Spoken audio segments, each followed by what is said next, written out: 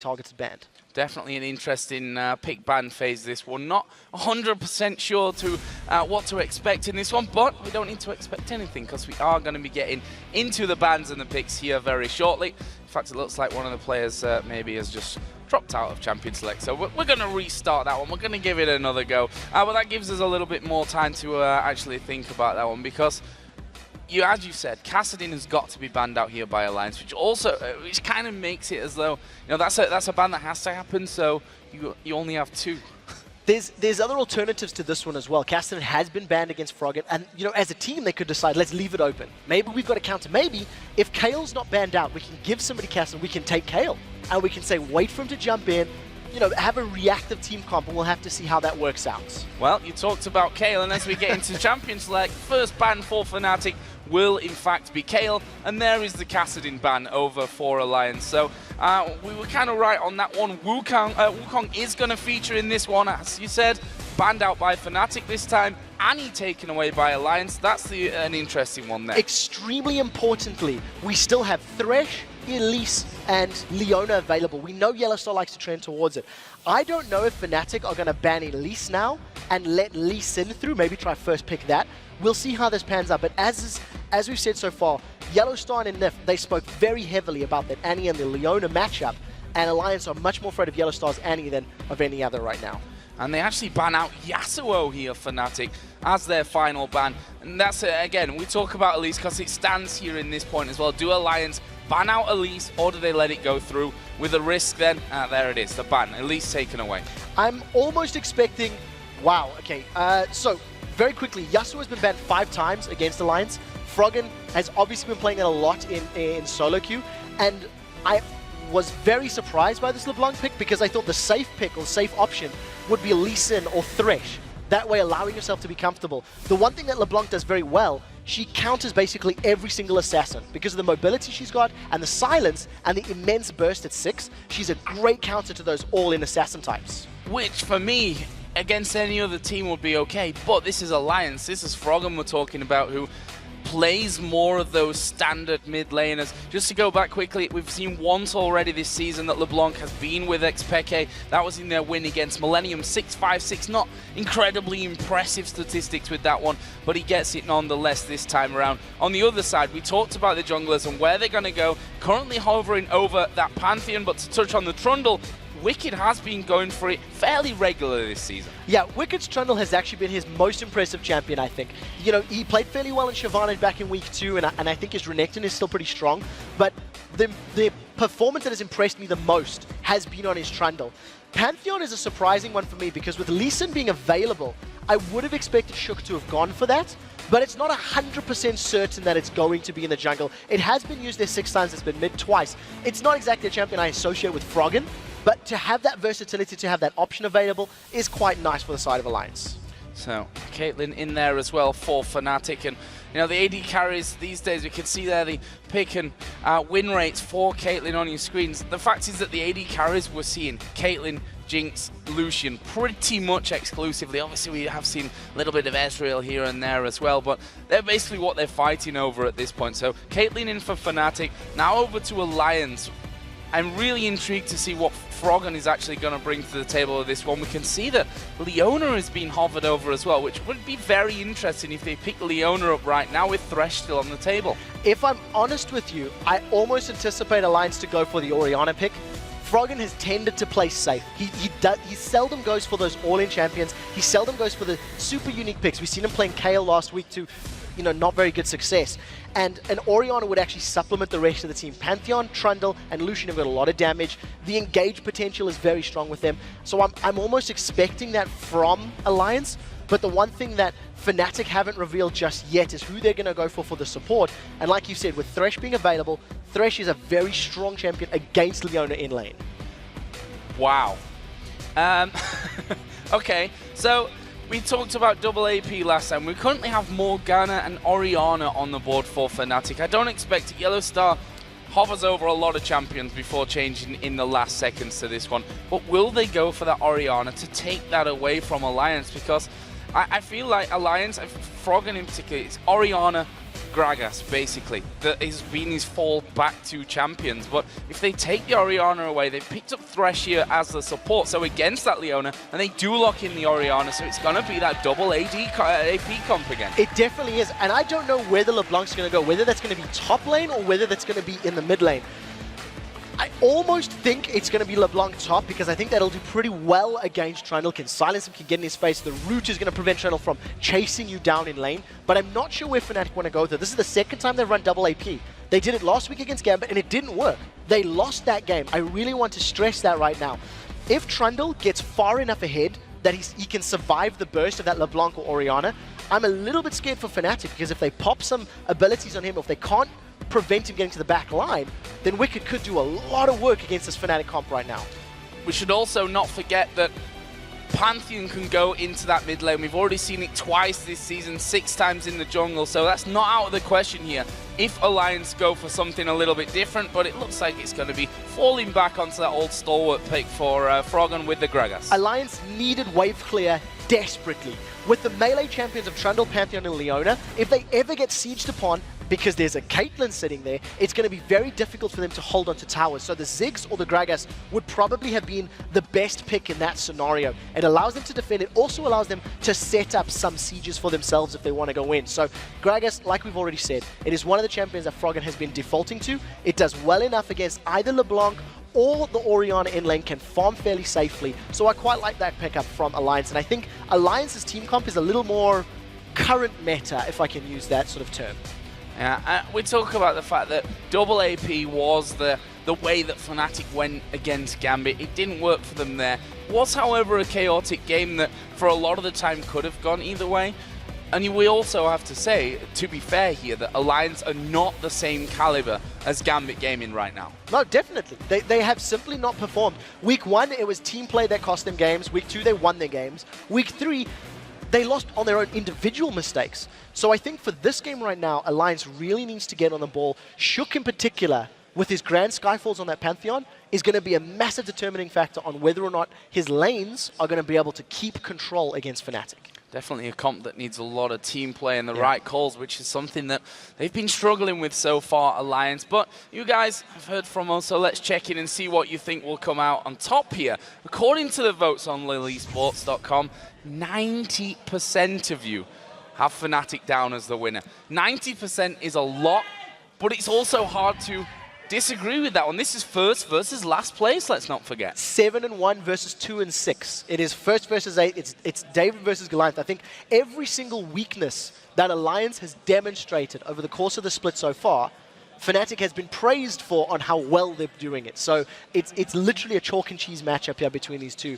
We do have a very brief pause as one of the Alliance members, I believe, has quickly just rushed off the stage for an emergency, but not serious.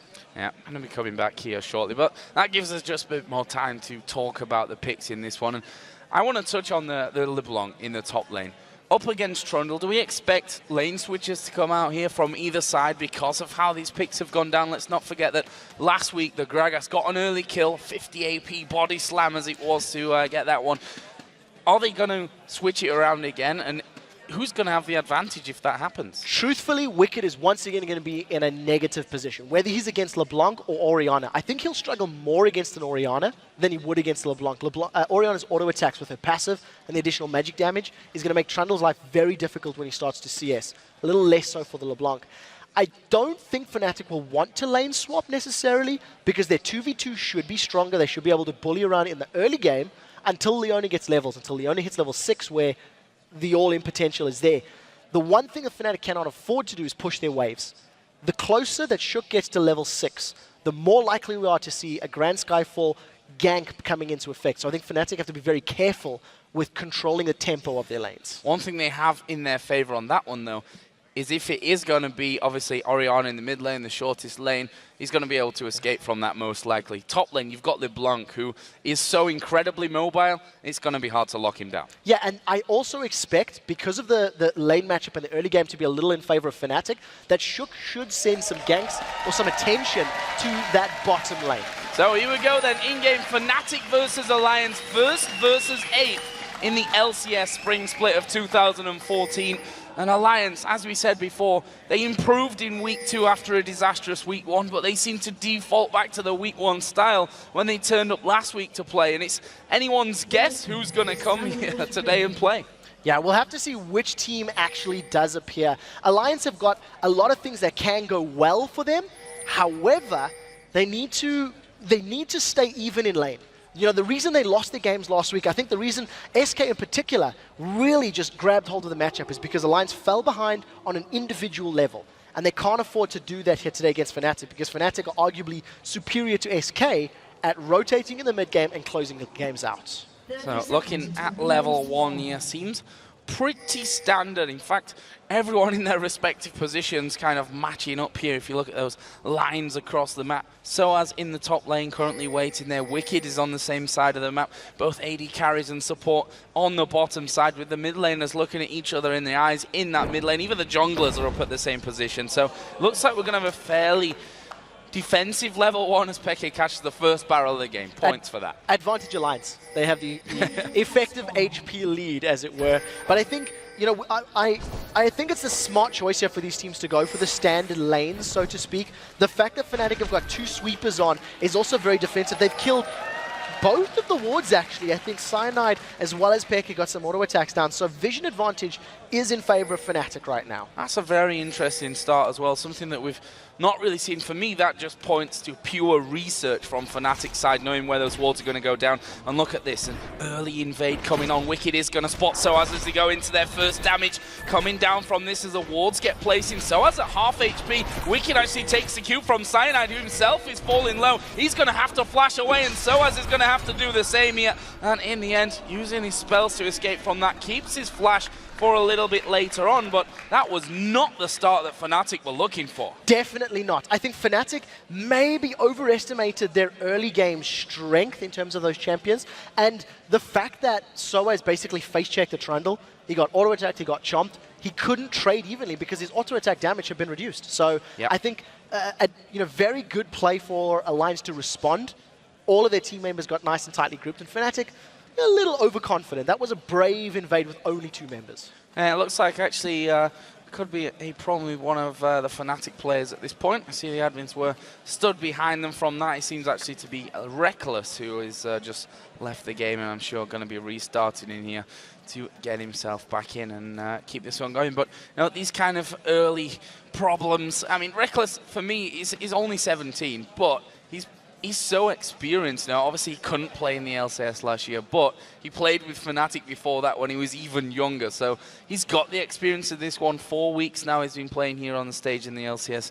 I don't think he's a player that gets particularly phased from what we've seen. No, definitely not. I mean, when he burst into the scene at DreamHack Winter about 2 years ago, following that went to IPL 5 with the team, has spent all of last year being groomed by Fnatic. He's been to the different lands. He played competitively with the Copenhagen Wolves all year long on big stages across Europe. So this isn't going to fluster him at all. And I think more impressively, Rekkles has really lived up to the hype. I think there are very few individual players who have maybe lived up to the performances you're expecting and actually outshone them. It took, I think, 4 or 5 games for Rekkles to give up his first death in the LCS. And he's doing phenomenal right now as the phenom AD carry, I think we've called him a few times. And we should look at the other side of the coin to that one. Shook was massively hyped coming into the start of this season. Massively. I think that can't be underestimated. And he's not lived up to that one. And I'm wondering if that's the pressure of being so heavily hyped that's really got to him. That and the fact that every single team they've played against has said, we don't want you to play that, we don't want you to play that. This game alone, Wukong was taken away. We talked about how they may have been looking for new champions to play, and Wukong was removed, and we see Shook playing Pantheon, which is the current sort of trending junglers across both sides of the pond in the LCS. Yep, and starting off with that red buff that did come under a little bit of pressure early on. Actually, we did see him just smiting that one out. Wickd also had to recall, but he's got teleport, so he's coming straight back into this top lane where he is going to be facing up with LeBlanc. Definitely not a lane that we're used to seeing LeBlanc versus Trundle. No, definitely not. And I want to see how sOAZ handles these first levels, where I feel the fact that he's ranged and got the ability to keep Trundle where he wants him is going to play in sOAZ's favor. The one thing we haven't necessarily touched on is the immense mobility of Fnatic. You've got you know, the distortion on sOAZ. You've got Cyanide's Lucian that can hop, skip, and jump everywhere. Peke's got a speed up. Thresh can throw himself around. When these team fights happen, Fnatic are going to be able to kite and dodge and avoid a lot of the barrels and the culling and the Pantheon damage from his Heartseeker strike fairly efficiently. Going to be a very interesting one from this one. We've just had Tabzz on both of the junglers. Speaking of Tabzz, down in this bottom lane, that wave pushed up to his turret already. We saw YellOwStaR zoning both of them out very early on in this lane matchup, and look at the CS advantage already. That's pretty huge. When you pick a Caitlyn in lane, you want to win the lane. She's got the longest range of the AD carries. With a headshot passive, you have the ability to get an HP advantage and a damage advantage very early on. In addition to that, Thresh beats Lucian and Thresh beats Leona in the early stages as well. The fact that YellOwStar's got the sweeping lanes as opposed to a ward, though, I think if Fnatic keep pushing the lane, it's going to become exponentially more risky because they don't have the amount of vision they need to protect against a Shook gank. So we'll have to see if Alliance can punish that decision. We can see that a lot of wards cleared out on this early stage of the game by YellOwStaR, who went with that sweeping lens for his trinket early on. Mid lane, we should talk about that as well. Peke versus Froggen, an old classic. And, well, Orianna versus Gragas, just as classic as Wickd, actually going to go on towards sOAZ here. Will take a bit of damage for his pleasure. Yeah, and that's basically the fact that LeBlanc's got range, got the root, got the silence. Wickd can't offer a whole lot, so it really just wants to back off. And maybe he's baiting Wickd to take some more damage. You know, in the mid lane, Orianna versus Gragas, I think it is going to be a very big farm fest until level 6. At level 6, there is the potential to kill your opponent, but realistically, we're expecting Peke and Froggen to default to Season 2, farm up the lane, wait for jungle presence to help secure kills, because I don't think that Froggen is going to make a misstep or a misplay to get caught out. This bottom lane continues to trend in favor of Fnatic. 37 to 24 CS currently. Rekkles and YellOwStaR doing a fantastic job of controlling this lane out currently. And Rekkles not really missing any CS that comes his way. Don't expect Tabzz to have too many problems underneath the tower of doing exactly the same here. But you can see that Nyph coming out just to assist in that CS and is actually losing a bit as he goes in on towards YellOwStaR. Tabzz gonna get some damage off the hook, actually just flying by there. No real action though. Yeah, pretty even trade. The Dark Passage from YellOwStaR blocking some of that auto attack damage from Tabzz. And it's great to see in that intro video how YellOwStaR was saying, hey, Nyph doesn't really scare me with that Leona. He's playing Leona. And Nyph saying, hey, well, we both play Thresh. And, you know, we talked about how important the support picks were, and they've both got very powerful champions that can make plays happen. Shook going to try to jump on Peke, but Froggen is a mile away. It's going to take some time for him to get there. Yeah, we do see that Froggen's still level 5 here. Peke's already up to level 6, so he's got that shockwave should he actually need it. And we are going to see them going in on towards this bottom lane. YellOwStaR down below half HP, but Rekkles' damage coming in there will force Alliance to back away. Yeah, that was a great play. Now they've got a lot of damage onto YellOwStaR. We talked about how Fnatic do not have the required vision to stay pushed up. YellOwStaR senses they've been there a little too long. He's trying to get Rekkles backwards, and that could have gone very scary if they'd stuck around another 5 or 10 seconds. That is a good read, though, from Fnatic to start backing away. Shook already making his move down towards that tri-bush, and they've got a ward less technically down in that bottom side as well, for the fact that he has gone for that sweeping lens. Be interested if and how he changes that as the game progresses. Shook just came over towards the Wraiths, actually, just in time for Peke's ball to come flying through. Spot him out, and he decides to back away. Better safe than sorry there. Yeah, Fnatic have been aware of Shook's positioning. They pinged him out. I see there's some wards at the top half of the jungle there, so Shook trying to come in behind Rekkles and YellOwStaR actually was most likely spotted out by those wards. So Fnatic doing a very good job by strengthening the lack of vision in the bottom lane by supporting it in the middle lane. Having 2 wards up there is preventing them getting caught out from behind. So pretty smart decision making here from Fnatic. 7.5 minutes, they've got a small CS lead thanks to the fact that their lanes are stronger, but Alliance are not necessarily falling too far behind yet.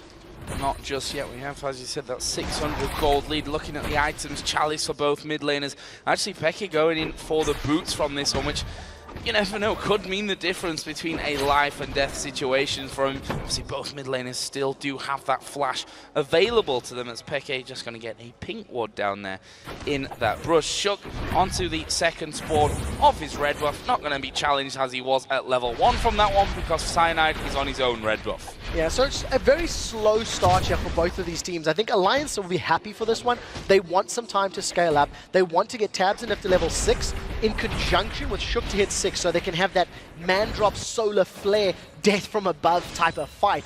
And I think with Rekkles and YellOwStaR, they continue to push this wave up. They've held about a 15 CS lead for most of the game, but props to Tabzz, he hasn't fallen further behind. There's a large amount of minions in front of him, so he'll close this 15 to about 8 or 6 or 8 as he starts to kill them out. So there, Wickd actually having a couple of problems in this top lane. Had to use his subjugate on sOAZ to try and claim some of that HP back to keep him in that lane at this point. He's, to be fair to Wickd, keeping up in CS at this stage of the game now. Yeah, and in comparison to last week's matches where Wickd fell behind heavily early on, going for the 1v2 first of all, and then in the second game, just that Malphite Trinity Force not working out, not to his favor. He's CSing very, very well. Shook is level 6 right now. I think there's the Grand Skyfall. They're going on Peke. They're going in for Peke, who actually flashes. He's got to the turret, but a great barrel from Froggen. Peke pulled away from the tower. He goes down.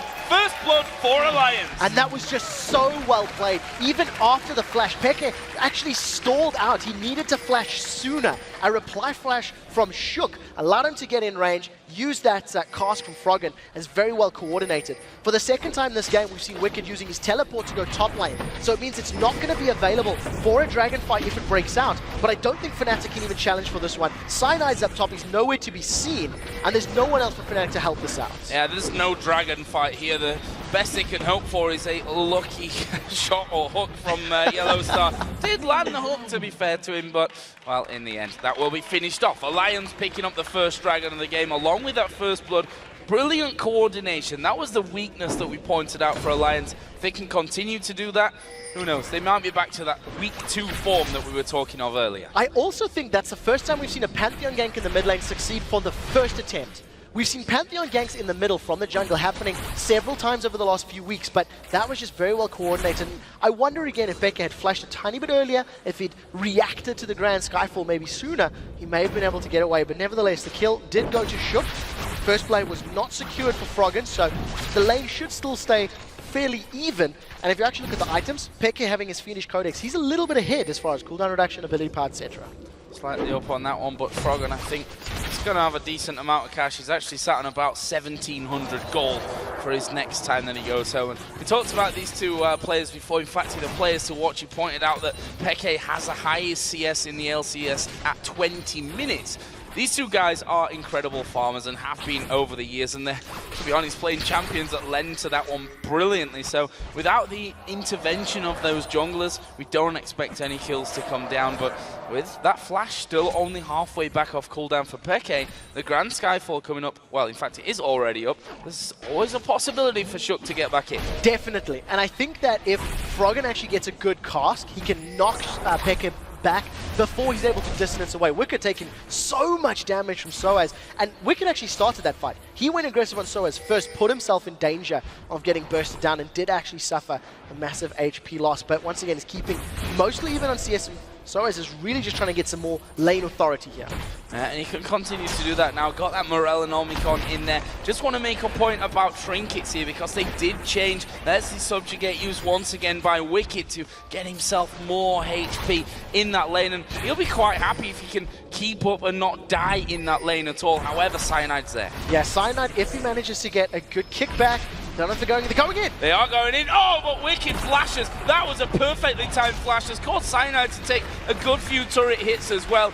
Split second reaction, Cyanide almost getting in behind him. Yeah, and he manages to get away. Now Froggen is going to go in on Peke. Yeah, throws the barrel. That's a great body slam. Shockwave comes back from Peke, who's got the damage. Another barrel will land. The Grand Skyfall is available, but will Shook risk this one? We can see that Peke is actually taking a different route here to just get away from it. In fact, he's just going to farm up wolves. So at the end of the day, they trade ultimates, but I think it's more impressive that Froggen is the one making those moves. He's jumping in first and trying to set something up. Shook has snuck himself down to this bottom lane, trying to maybe set up a kill. And I don't know if you've noticed, but oh, no, Cyanide's caught. Wow.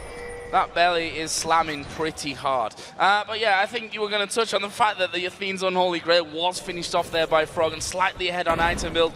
Maybe why he felt, you know what, I'm stronger now, let's go for it. Yeah, it didn't work out. We actually see Shook coming in for the Wraith camp. One Cyanide. Wow, Cyanide forced a flash as well from this one. And this is the danger of this Alliance, Fnatic flashing all over the place, as we are going to see Rekkles caught in a little bit of trouble. Exhaust goes down. There's the hook on towards Tabzz. Everyone's low in that lane. Nyph actually the healthiest amongst them. Well, here comes Gragas down to the bottom lane. Is he going to be able to get in there? No he cost. Doesn't quite have his barrel ready here for this one. He slides in. Good damage onto YellOwStaR. Will flay back. Ultimate is available. And there it is. Froggen takes down YellOwStaR. Rekkles takes a blast. They back off. But now xPeke is coming down to this bottom lane. They've got minions, so no need to tank the turret. And xPeke not going to have enough there to be picking up a kill. Just in time, Froggen manages to get that explosive cast. They get the flashes out of both Rekkles and YellOwStaR. They pick up a kill onto YellOwStaR. And by time the culling and the solar flare is available for Alliance, they can just rinse and repeat. We talked about how once Leona gets 6, she's capable of shutting down Thresh, and it seems to work out. sOAZ going in on Wickd.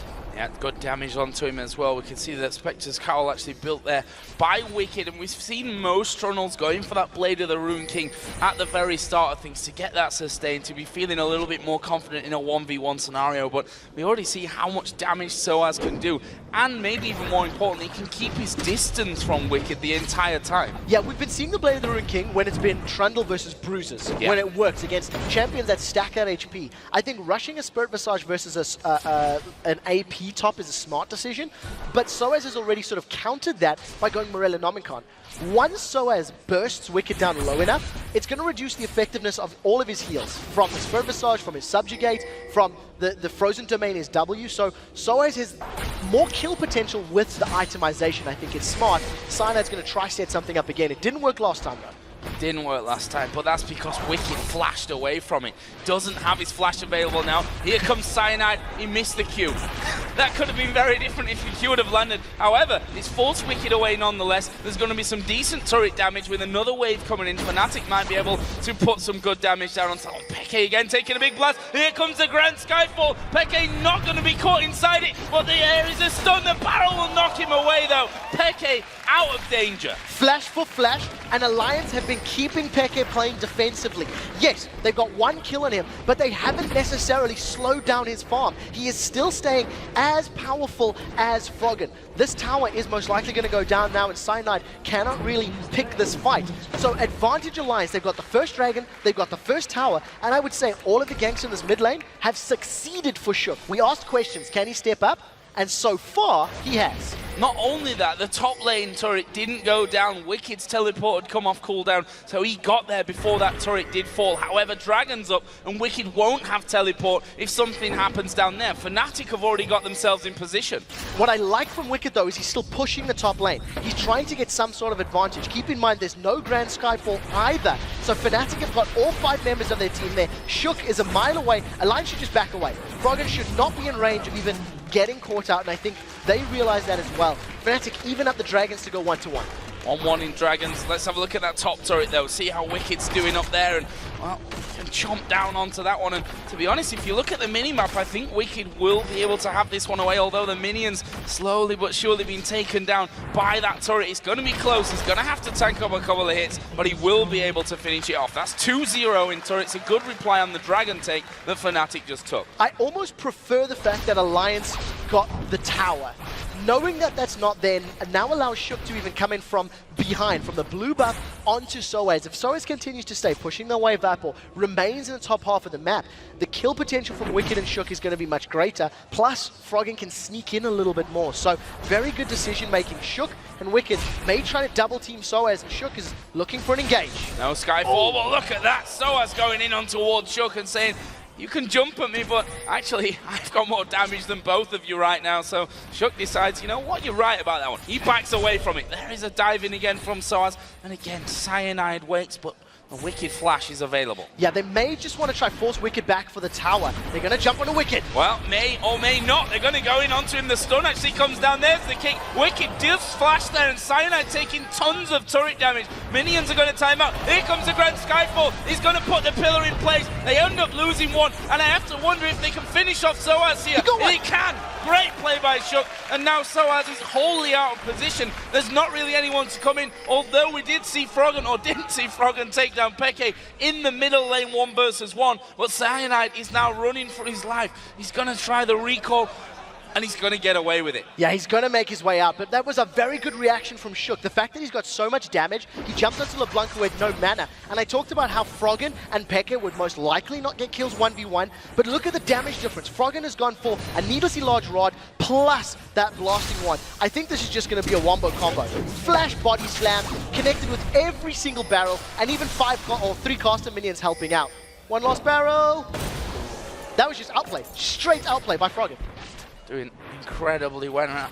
I'll happily stand corrected on the fact that I didn't think 1 versus 1 they were going to go at it, but you know, 2-0-1 now is Froggen, has that slightly CS lead in the lane, almost got his death cap completed. Now this bottom lane, despite that earlier kill being fairly quiet, however sOAZ is now waiting behind the turret. He can make up big ground with this LeBlanc. Yeah, and he's already got the makings of that DFG, so there's a lot of ability power, 254 to be added in.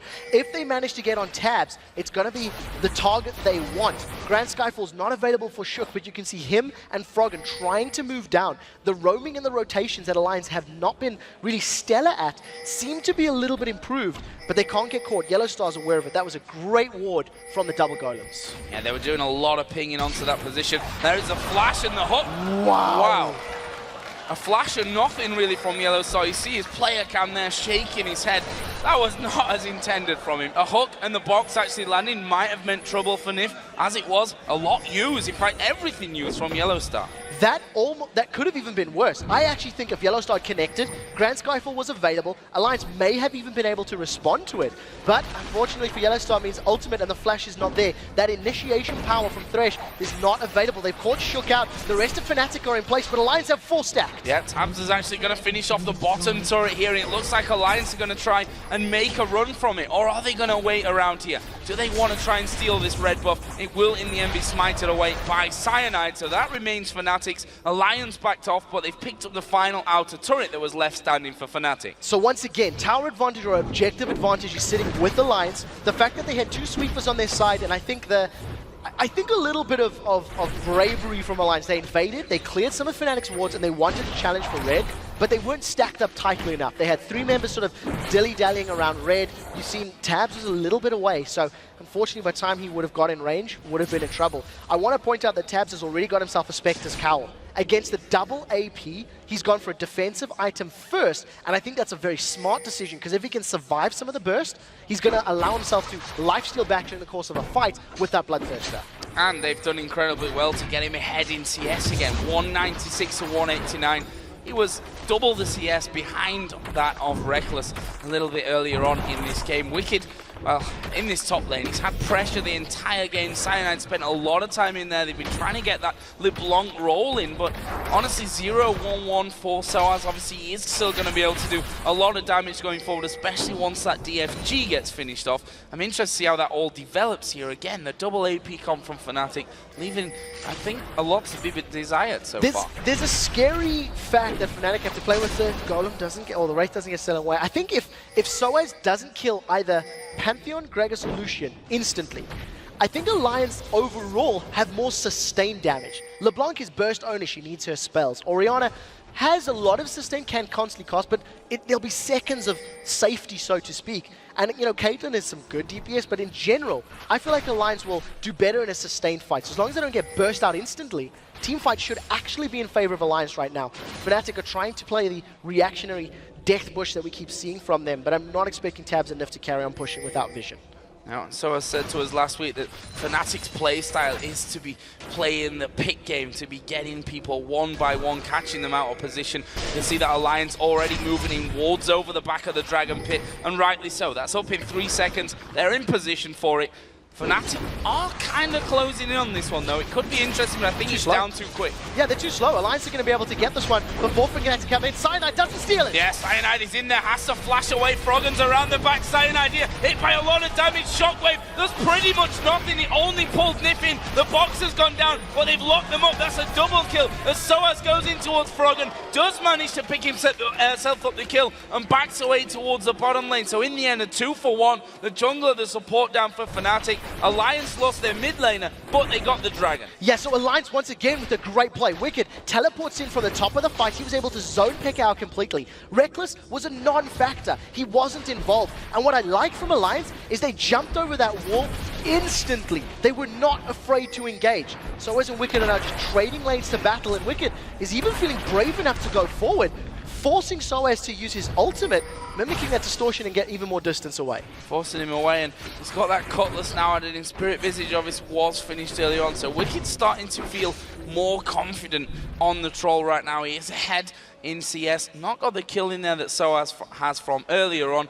And another thing to mention, Banshee's Veil is done here by Tabzz. That's going to stop one chunk of the burst from sOAZ. That's going to stop Lee Sin connecting onto him with the Q. That's going to stop xPeke getting the shockwave off onto him, or YellOwStaR hooking him. There's so many different options that that Banshee's Veil just cancels out. Yeah, I'm so happy with the itemization from Tabzz. He's slowed down the damage he can deal because the rest of his team has damage. He doesn't necessarily need to be the only one, and it's allowing him to be more survivable in his team fights. The other thing is that YellOwStaR rushed a Ruby Sightstone very early on from what we're used to seeing. We do see sOAZ caught a little bit by Wickd. sOAZ now only with 1,300 HP. He can't deal with the sustained threat that Wickd has because he knows if sOAZ goes for an all-out burst, Subjugate will mitigate it. Look at Fnatic here having to defend that inner turret in the mid lane. They've caught Wickd. Could get slowed down. Actually, he's going to get changed up. Stun comes in. There's the shockwave. They're throwing everything at Wickd, but the Grand Skyfall going to come in the back. Wickd finally will fall to Rekkles, but the rest of Alliance are now here. Can they do the damage though? Cyanide's low. They've finally picked off one. sOAZ and Cyanide are now down,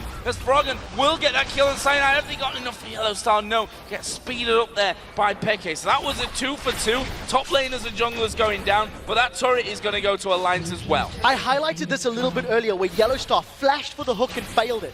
If he had connected, I think the same thing would have happened. You've seen Shook coming down with that Grand Skyfall. You've seen the Solar Flare locking Fnatic up. And even though it was Wickd that was caught out, they get 2 kills out of it for losing 2, both the top and junglers, and they get their 4th tower of the game. Completely advantageous for Alliance. They would take that trade, I think, any day of the week. 5,000 gold ahead as well. 25 minutes in, that is not a small chunk of gold at this point. One question that I have, we were talking about calls, rotations, the general team play coming out of Alliance.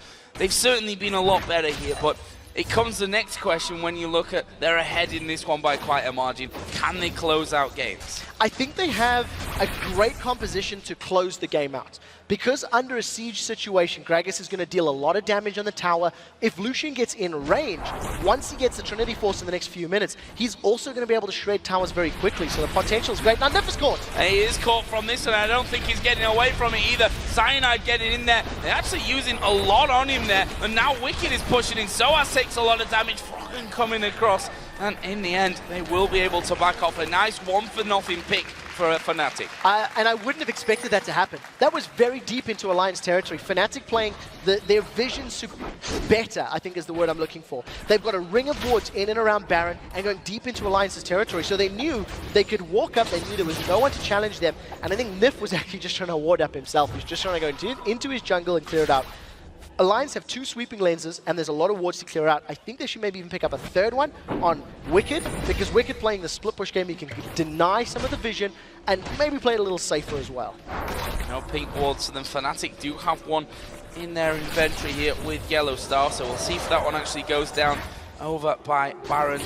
Maintain control of that one. Currently Tabzz is up on the top lane just farming himself up. Is still ahead of Rekkles despite that early game disparity that he really did well to bring back. We've got 1.5 minutes until the Dragon comes into play as well from this one. Alliance have done well to control it for the last couple of spawns coming in. Loses it this time around though. Fnatic seem like they want to pick, but I'm not sure that they want to go full-on team fight. I don't think Fnatic can win a 5v5. Their team comp is simply not suited to it. Yes, they have mobility, they can sort of kite a little bit, but if they get caught by even the slightest bit of CC of the Trundle pillar or Leona slows or snares, they're just going to get killed very quickly. Fnatic need to find a pick. They need to kill somebody on the sideline and then re-engage. So we'll see how sOAZ positions himself in and around the Dragon Pit, and if he can try find kills. I also want to highlight the fact that Nyph is going for most likely that Locket of the Iron Solari as well, which is an item that we don't see very often. You know, since it got changed from last year to this year, it's not super popular. But against a burst composition of double AP, it's arguably the best item you can pick up. All of Fnatic now may get caught out by Alliance. Alliance have a little bit more vision. They're trying to find members of Fnatic, and Fnatic on the way out, they get out cleanly. Fnatic getting the zoning power in there of the Orianna as well. You see that Alliance starting to get themselves back in. Here comes the Grand Skyfall. Are they going to be able to catch anyone? They go on towards xPeke. The barrel will knock sOAZ back. Didn't quite finish him off, but the rest of the team may be able to here. We see that Shook already down. Cyanide will fall, but it's a double kill for Rekkles. He's gone untouched through this fight. It's now a 2-for-1, but Alliance, they're not done here. They feel with Tabzz and Froggen that they've got the damage to finish it off. There's another pillar. A good play back, but the body slam will hammer them down. 2 more kills coming in. Rekkles still alive, and in the end, a 3-for-2 in favor of it's not Alliance. over. It's not over because sOAZ is coming there. Tabzz slowed down. Can Rekkles finish him off? Wickid's going to speed them all up. I think they might be able to escape from this one. The barrel and the pillar will definitely make sure that happens. A chaotic fight there in mid lane. Very chaotic. Alliance come out a little bit ahead with that additional kill. I think they misplayed their ultimates a little bit there. The Gragas explosive cast knocked sOAZ to safety without actually killing him. So he was able to come back to the fight and help defend against the tower. Crucially, neither Tabzz nor Rekkles were touched during the course of that fight, so they were able to just lay so much damage down. sOAZ might catch Shook. We'll see if he goes in. Ooh. sOAZ was thinking I might get caught out from that one. Actually has to get himself straight out of there, even using his ultimate, which obviously a terribly short cooldown, and getting that double range for him to escape from. So Dragon is up and available. sOAZ is still on that bottom side. The bottom turret almost going down to the minions there. Tabzz just saving that one as he comes in with the Lucian. But Dragon started off here for Alliance. sOAZ is waiting at the back. They know he's there. There's a ward on top of him. With the exception of the box, basically every ultimate is available now for these teams. Alliance trying to force that fight because of how strong they are in a 5v5 situation. And try to go in. Gonna catch Wickd. He's gonna insta-flash. Insta-flash away from that one. He's been on his reactions in that one. I'm not going to say anything about that one, as the Dragon did go down there for Alliance. And here comes the Grand Skyfall. It's going onto the top side. There's a great ulti coming out of Nyph, and xPeke destroyed at the start of that fight. That's a pick back for Alliance. Will they be able to go for any more? They're going to start to siege a little bit further down the map, or even go Baron. Yeah, well, Explosive Cask is still available here for Froggen. If Alliance start the Baron off, they need to ensure they peel away and pick the fight when Fnatic comes to challenge. They don't have a sweeper just yet. Oh, they do use a pink, I believe. Not sure how they got rid of that ward, but nevertheless, it has been denied. You see, Fnatic, they want to try and interrupt Baron, and I think Alliance are smart not to rush Baron down. They don't want to run the risk of it being stolen or losing players to Lee Sin LeBlanc combo. Smart call by Alliance to use it as bait, but not actually commit to it, which we've seen many teams losing games for in the past. Yeah, top lane was also heavily pushed. Froggen decided to go up there and clear that one out, give him a good chunk of farm. He's only 30 CS ahead that of xPeke, and more importantly 416 compared to the 145 that xPeke has been on. And to be honest, he's been hammered down so quickly in these team fights. We saw it in the last one. He could hardly blink before he went down. Yeah, and YellOwStaR threw the dark passage into the team. Cyanide and xPeke were standing next to it, basically saying who should go, who should grab it. And whoever grabbed it could potentially have gotten out, but with the single target stuns and lockup that Alliance offer, if they do catch you, if they do get a Leona or a Trundle onto you, you are most likely going to get caught out and die. And I think Alliance, once again, they are forcing these fights. They're forcing the 5v5s because their composition does better at it. And with Shook grabbing himself a Warmogs now as well, he's going to be able to survive the burst that Fnatic are putting out when he engages in those fights. see that Nyph now, with that Locket also in there, going onto the Talisman, which against a team that's got so much mobility on them is going to help so much coming into these fights. We actually already have that over on the Fnatic side, so it'll be interesting to see how Chasers really develop through that one. Interestingly, even though Alliance are ahead, they've got a 8,000 gold lead, they're up on towers, they're up on dragons, you almost feel like Alliance are forcing fights. They don't have a clear way to engage, even though, yes, Leona is just solar flare and you go in. If that doesn't catch the mobile members of Fnatic, there's nothing more that they can offer. So they're trying to force these grand Skyfalls to work for them. Whereas, when we watch Roccat play Pantheon against Fnatic, they would allow the rest of the team to engage and grand Skyfalls to follow up to chase them down. So we'll see how Alliance plays these next few minutes, because I kind of feel like those fights are almost desperate, but it's a bit of a harsh word. So the ace in the hole coming through there, nicely blocked out by Nyph. sOAZ getting close, but doesn't want to risk things. Cyanide actually was forced to back away there with the safeguard as well. And we play this game continuously here. The ward coverage being battled over on the on the Baron side of the map here. There's actually one still on the corner there, but again, Alliance have weeded out quite nicely. Going to head to the Baron pit themselves. They don't have a pink ward to actually put down there, but they're fine with starting off. They have the ability to scan the pit. Fnatic are coming though. Yeah, the vision is in favor of Alliance. They've used those sweeping hits. They've got Cyanide! Oh, and that's a big burst onto him. Will they be able to keep him away though to go for the steal? Baron is down to half HP. We still see Froggen waiting at the backside. He throws in the barrel to get the kill. Grand Skyfall comes into the Baron pit itself, and there is a shockwave coming down. Didn't really do anything. Alliance are going to pick up the Baron. YellOwStar's trying to escape from this one, but Alliance are chasing them down as Peke gets stunned up. Can they chase through from this one? This is where the Talisman would have really come in handy for them. Fnatic get away, losing just the one man, but the Baron was picked up by Alliance. Alliance can carry on sieging if they want to. They know there's no shockwave available, and without having Lee Sin there, the threat of losing your AD carry to a kickback is going to be mitigated. The one thing that I think Alliance did a little bit overzealous there is Shook actually flashed over the wall to try and kill Cyanide. He had his Skyfall to go back in the pit, but a little bit of miscommunication as Froggen just blew him up with that explosive cask. And talking about Froggen, he's grabbed himself the Guardian's Angel. Alliance are going to siege there on the bottom bottom inner turret, and Fnatic can do nothing to stop that going down. No, nothing whatsoever. The pillar came down. We've also got a Warmox here on Shook, so it went in there for a bit of damage. He's now nice and tanky, and that's going to allow him a little bit more freedom when he jumps in there, not to get instantly popped down by them.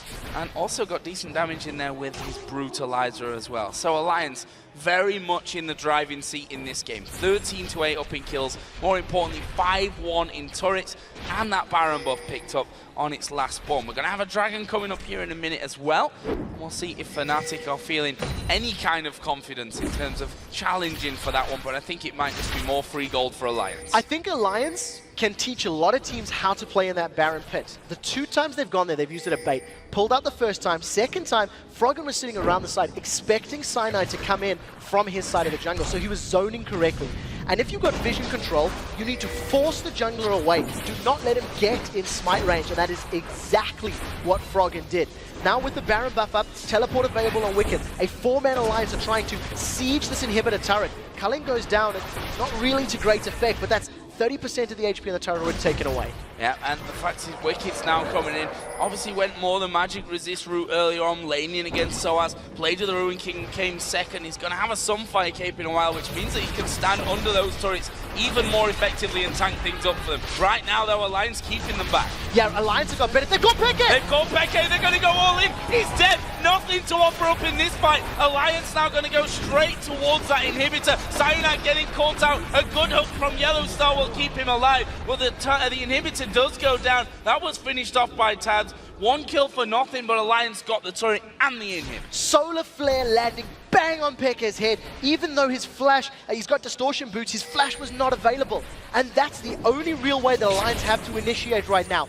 catch somebody out with Leona or the Trundle, and then just pop them, and that is exactly what they did. Culling, once again, used to zone Fnatic away, and Alliance won another inhibitor turret. Such a great zone, and Team Tabzz actually going to get hooked on. Box goes down, Cyanide was in there, but Nyph dove right into the middle of them. Wickd coming across the side as well. They need to get away. He's tanking Nyph, and he went very low. The inhibitor, though, is going to start to be focused down here. I don't think Fnatic can do anything about that one. Alliance will get it, the second one of the game, and back off. Even with Tabzz getting caught by a perfect death sentence, Fnatic could not string enough damage together to pick up a kill.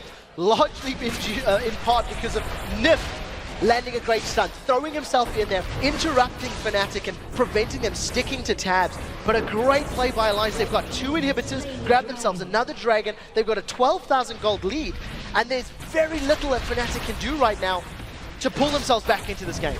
Yeah, the problem is that they can't hold on to turrets and inhibitors.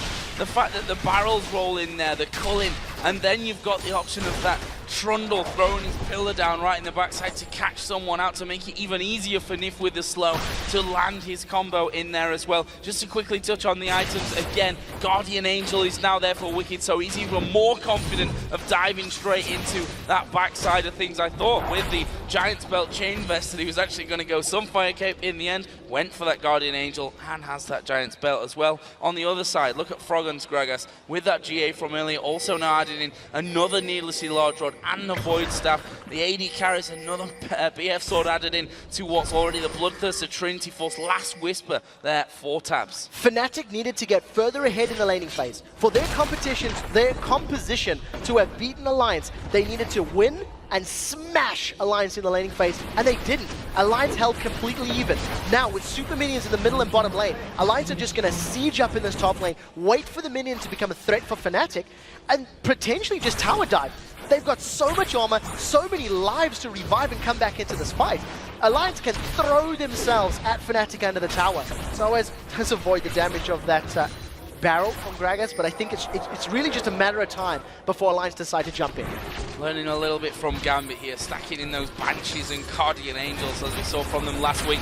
At the moment, Alliance are going to be moving towards the turret, and they are going to do good damage. Cyanide actually went into the middle, and Wickd took a lot of damage from that one, and it looks like Fnatic may hold on to the turret at least for now, but the fact is they're just going to keep coming back at them. We've got Baron in 1.5 minutes, Cyanide again getting forward. The ball is in the middle of the team, but will they throw that shockwave down? Will they be able to catch men out? Wickd there just came to meat shield anything that was going to come over onto his teammates, and to be honest, the turret wave by wave is going further and further towards zero. And there's some good wave clear by Fnatic, but it's really just delaying the inevitable here. Super minions are now on the Nexus turrets, and it's actually YellOwStaR that's fallen back to try and defend with Rekkles. This is a potential 5v3 if Alliance decided to go in. Wickd gets a decent enough pillar down, but it's not enough yet. Alliance playing, I actually think, fairly safely here. They don't want to throw away a lead, and of course with all those traps and the burst potential, it is a little safe, but I think it really is just a ticking time bomb here for Fnatic. Shook and Wickd, the ones that will stand on those traps to make the entrance a little bit easier for the team.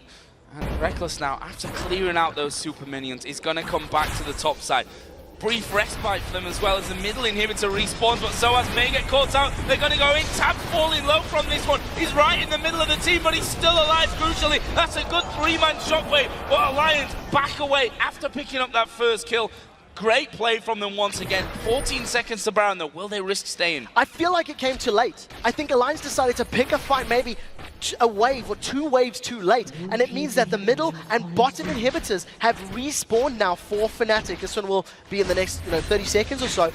No super minions pushing the waves, and Fnatic have held on. They even defended that turret, so pretty well played, and I think maybe too much hesitation from Alliance. They are going to pick up this Baron uncontested though, so I can't really fault them too much because they're going to spend their money, go back to the top lane or potentially even the middle and bottoms, and just go for those exposed inhibitors. Yeah, and the gold that they're carrying back with them right now after all those pickups with the Baron as well is pretty significant. 2-4 was actually in there for Shook, and lots of items being picked up, to be honest. We've seen the Randuins now finished. There's a Bloodthirster number 2 being added in here for Tabzz as well. So, quite frankly, they're coming back with even more power, not just item-wise, but the Baron buff on as well. Fnatic have got 2 and almost a 3rd exposed inhibitor. That turret on the top lane is very, very low.